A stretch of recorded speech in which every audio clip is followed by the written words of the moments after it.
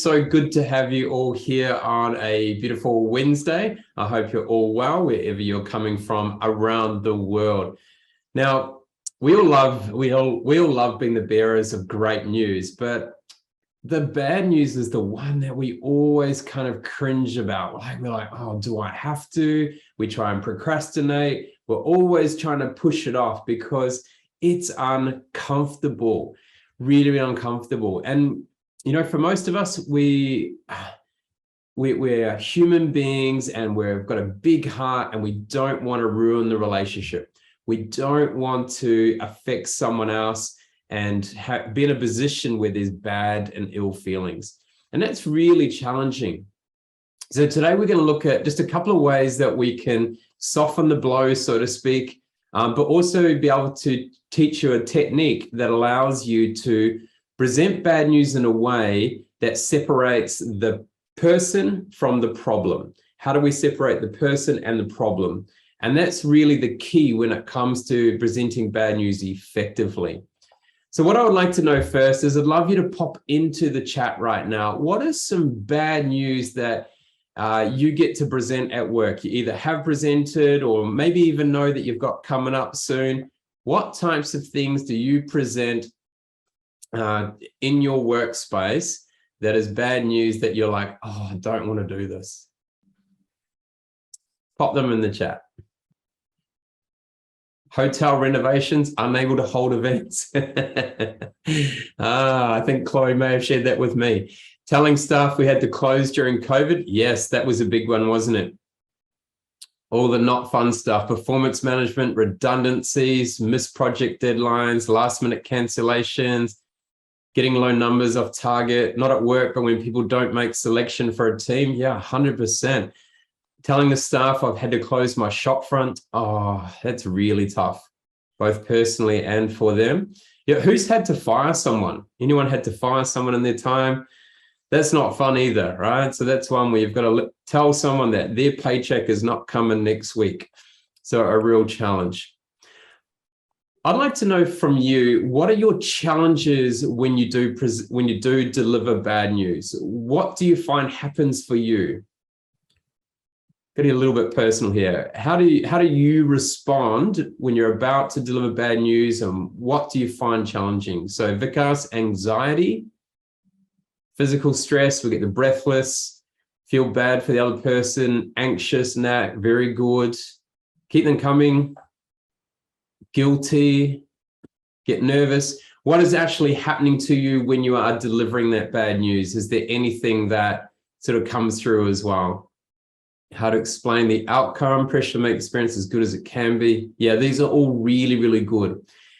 Now, when we look at feedback, etc., in 80 to 90% of cases, the human beings have a positive response bias. So anything that has a positive aspect to it, their bias is going to connect to that positive aspect more than it will connect with the negative. Now, there are the 10 to 20% that will only attach onto the negative side of things, and it doesn't matter how much positive you have around it, they're going to be totally focused on the negative outcome. So when it comes to situations where you've got, you're presenting bad news that is kind of in a situation where you have, where you have to kind of try and separate the person and the problem. So it's either the individual's problem or it's the company's problem. It's really important to go straight to the bad news. Try and avoid any positive stuff beforehand, because in that case, they will sit on the positive and then they will get caught in a situation where they don't really hear the bad news, or they will come away with it afterwards going, I can't believe that person was all happy to me, and then they nailed me with this bad news. So for us to get into a state beforehand is really, really important. So that importance of being able to slow down, breathe, make sure that we're breathing deep in our belly button. So we're not breathing high and turning on the stress receptors, but we're breathing deep in that belly button. And we're sort of blowing up the balloon as we're breathing in and out. That real long, deep breaths will help us stay in more of a calming state, because our breath control will determine the energy of the other person. And the more we can breathe deeply, the the better the state the other person's going to be in to receive. So that's just something that's really important before you go and present that bad news. But we also need to be really clear beforehand, what is the approach and what is kind of the outcome that we're looking for. So being really clear around what do we want the outcome to be at the end of the conversation. Having that beforehand is important rather than just going, I have bad news, I have to deliver it. Make sure you visualize the outcome, you know exactly what that's going to be. And then, as I said before, make sure you breathe deeply before you do deliver that bad news. Now I've got Karen here, and Karen is like a wonderful CEO, has done some extraordinary things, worked with a lot of people. Now, Karen, you've obviously owned and sold a beautiful company. You've been a CEO, you've managed a lot of people, and I imagine you've delivered bad news a number of times. For you, was there ever a case where you delivered bad news and there was a really positive outcome? And what did that look like? Yes, Greg, I have one. So one thing I used to dread doing is actually employment termination, where I have to let go of somebody, right? So during our aggressive scaled up phase, we had to hire a lot of people in a very short time. So inevitably, we had a few wrong hire. So I would be so stressed the night before, walking back and forth. You know, I lose sleep on it, thinking about what to say the next day. And so it was so bad because that there were quite a few wrong hires. And so it was so bad that I decided that this has to end. And that one way to end this was to become good at it. And I did. So some of those whom I let go eventually actually thanked me for letting them go and actually bought me lunch too.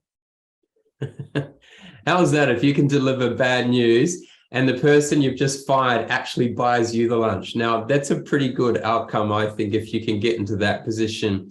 And it obviously shows a lot, Karen, the importance of maintaining that relationship when we do present bad news. Yes, definitely. Craig, what about you? Have you had any steep learning curves where when it comes to delivering bad news, which that didn't end up well? Have you ever? Yeah, I did actually. And I remember a time where I had someone I was working, I was actually coaching that person. And, you know, we were all about the team and making sure everyone was there for the team and training and not missing a training session because of the effect that could have on the team. And I remember someone being really missing a session and not letting me know. And without asking and kind of finding out a bit of information, I went on a personal attack with this person in a way. And it was actually, I was kind of in a bit of a stressed state. So I hadn't breathed, I hadn't put myself in a good state. And this person had actually spent time with their girlfriend. And I actually put the blame on his girlfriend. He was putting his girlfriend ahead of the team. Not a good moment in my time. And it actually ruined that relationship. We had a really good relationship beforehand, and I was never able to mend that. And that was, that was a good 15 years ago now. And I certainly learned a lot from that.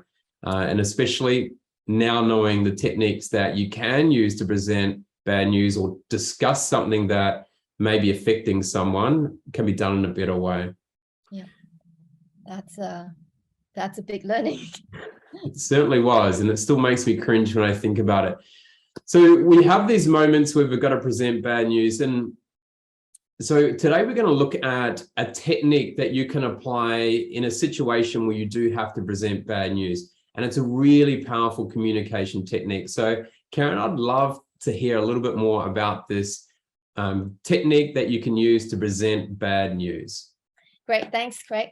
So yes, delivering bad news can be quite challenging. It depends on how bad is the news, whether it's breaking up relationship or doing a performance review or resigning from a job, right? So I'm going to give you 3 takeaway. The bad news should always go first, number 1, okay? And then always keep to fact, not opinion. So state the need to know and eliminate what you want them to know. And the third one is a technique that we're going to discuss today. And so this is what we call the 3-point communication technique. And this technique is made famous by Michael Grandel, whom we work very closely at Speaker Institute Corporate. So let me just out. Normally you have two-way communication, right? So that's what we call two-point communication. So today I'm going to introduce to you a three-point communication. And let me just share my slides.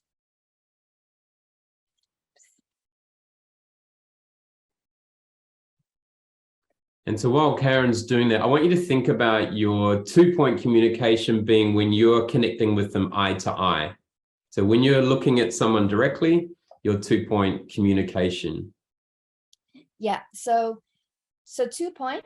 And when two people are looking at the third point, so in this case, you can see a whiteboard here or a flip chart or a PowerPoint.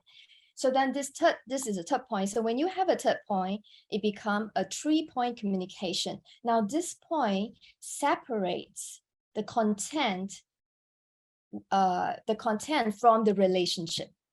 Okay, so because you don't want to be the bad news. You just want to tell them the bad news. You don't want to have anything associated with the bad news, right? So then you do the third point. So 3-point communication for delivering bad news, 2-point for good news. So I'm going to do a demo on how this is done. And then very shortly, I will do a live coaching, and some of you will get to have a go at this. Okay, so for example, I'm going to meet my clients, and today I'm going to tell them some negative findings about their company, right? So let me begin. Our team has worked over the last few weeks, worked really hard the last few weeks to find out what are the ways we can improve the company to position the company better for acquisition. So here's our finding. We have discovered a few challenges that we should address. And then we also have discovered some very attractive points in the company that will put the company in a very good position for acquisition. So for a start, let's start with the challenges. So as you have the report with you, we can see also here that the company has 100% of your supply chain coming from China. As we know, with COVID, trade war, and this would happen again, then it's going to cripple the company. And second, your debt to equity ratio is very high. And so that means that your operation fund has a lot coming from borrowed money. So in this case, it's going to make the company very unattractive. So we need to find a way to bring this down. So the solution is that we have came out, after working on some financial models, and we have came out with a few solutions that we can share with you today. So that's it. So that's how you use this third point and keep looking at this third point. Every time when you talk about negative stuff, you point to this third point. When you come to solution, you then look at the audience or the other party, and then you tell them the solutions, because that's a positive point. Okay, so now I'm going to get someone to do a live coaching. Anyone like to go? Otherwise, Craig, could you help me to pick someone? I can't really see the names properly here. Any hands up?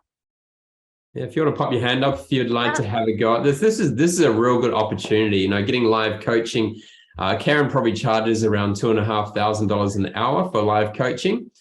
So here's your opportunity to get some free coaching here in the room. So you're going to present a bad news, any bad news, or maybe a salary cut or something. Danielle, if you would like to unmute. Okay. Hi. Hi, Danielle.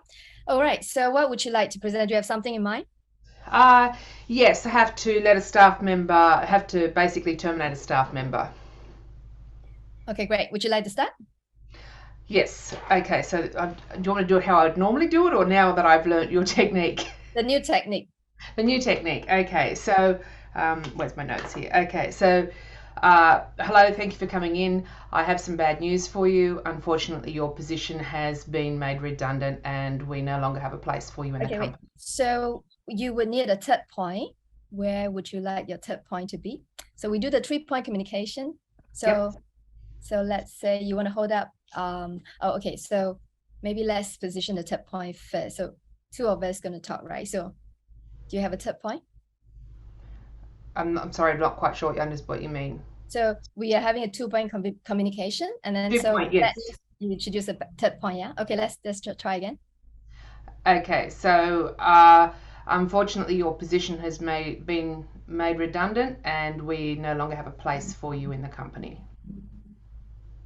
Okay. And then you might want to say why, and then you could look away at the third point for the why. Okay. All right. As you know, we were impacted by COVID and we have lost a lot of income, so we can't afford to keep the staff that we had before COVID hit. Okay, great. So let's try one time. Mm-hmm. So say today we're gonna so yeah, you tell them that we're gonna let you go, and then maybe let's say you have this point, or you just look away somewhere here.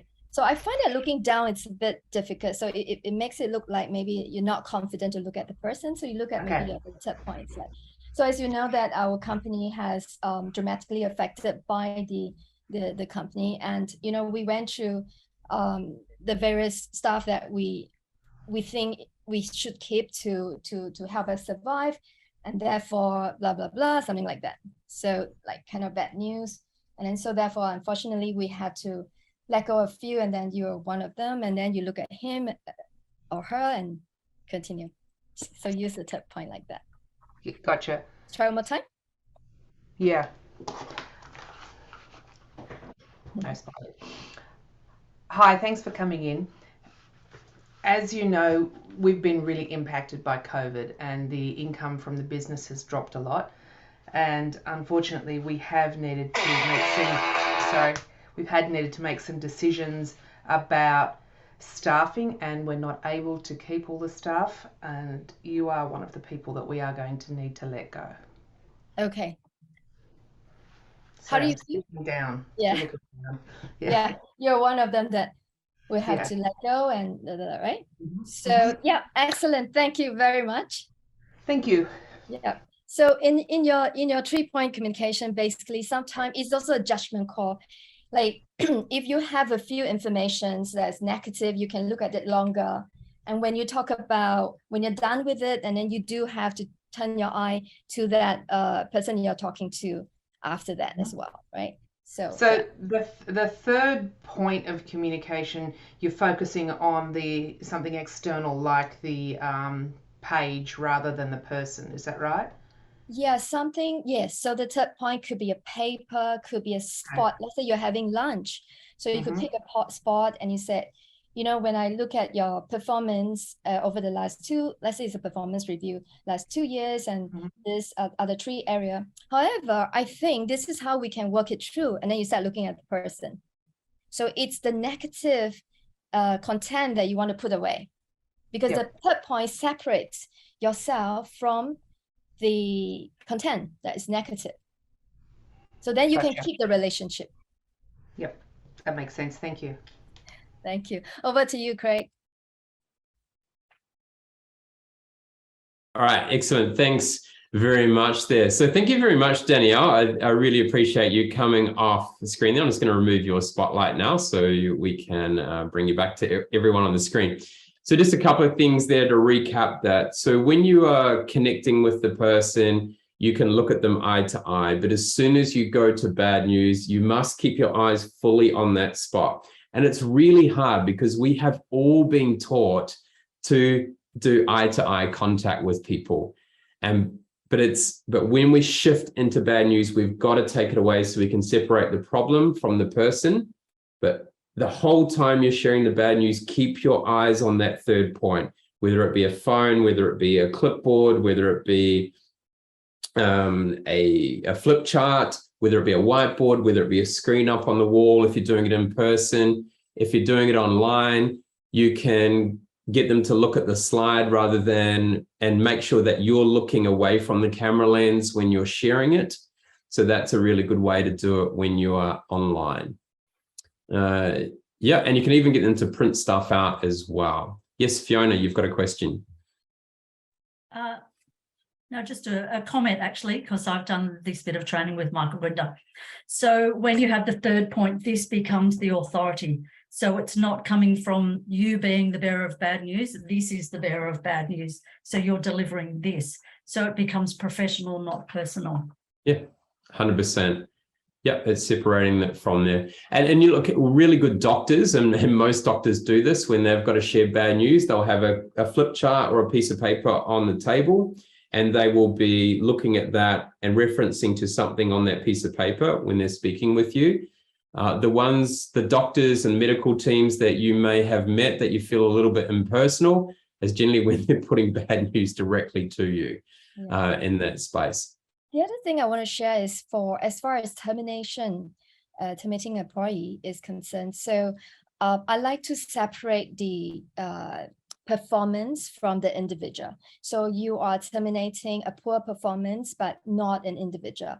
So when you kind of mentally separate that, when you tell them the news, you're not emotionally affected by how bad they have damaged the company, So you just terminate person because of performance and not the individual, because this individual could be a great father, a great mother somewhere else. So just kind of focus on that, then it will come out right. Yeah, excellent. Very, very good. So if you've got any more questions, just pop them in the chat. But I want to share with you when not to use 3-point communication when you're delivering bad news. Okay, so you need to realize that this technique is only in a certain situation.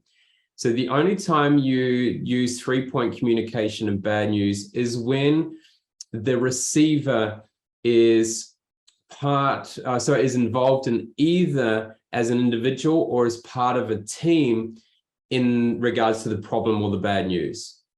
Okay, if it is when you're in a situation where, say, you are the person who's made a mistake, then you need to own it. So you need to look them directly in the eye. So if you've made the mistake, you look them directly in the eye because you need to own it. If you're looking away, it'll showcase a little bit of distrust and also shows that maybe you're not really owning it. So it's important to look at them. When you go into a spot where you're observing something, so for instance, I observe something, that's okay to look at them. I observe this behavior, that's okay. But it's when you're actually pointing out direct facts around of bad news, then it's important to create that third point of communication. And obviously when you're sharing a resolution, so when you've gone from the bad news to, and we're here to help you work through this, okay, that's like a resolution that's coming back to kind of what is next, then you look them back in the eye again. Okay, so making sure that if the receiver is involved in the bad news, then third point communication. If it's you that's sharing your bad news, own it and give them the 2-point communication. So just some slight shifts there. Does everyone understand that? If you don't, just please raise your hand and we can take a little bit further. Beautiful. This technique is extremely powerful. It's simple, but it actually has a massive effect on maintaining the relationship. And your key at all times when you present bad news is to maintain that long-term relationship. Your goal is to continue that, because the moment you have a breakdown in the relationship, it's hard to build that trust back up again. And so please hold on to that trust. Yep, 2-point, Danielle, is eye contact. Direct eye contact is 2-point. 3-point is when there's the third aspect to the communication, which is generally a physical object. Could be looking into a space, but generally a physical object. You're welcome. Very good. All right. Well, that's a quick snapshot of presenting bad news. It's been great working with you, with Karen and I. I'm now going to hand over. And what I'd like you to do is, when you do get a chance to utilize this, make sure you send us a note back. Let us know how it goes. We'd love to hear from you. But now I'm going to hand over to Rain, who's going to close out today's Thought Leadership Series session. Thank you.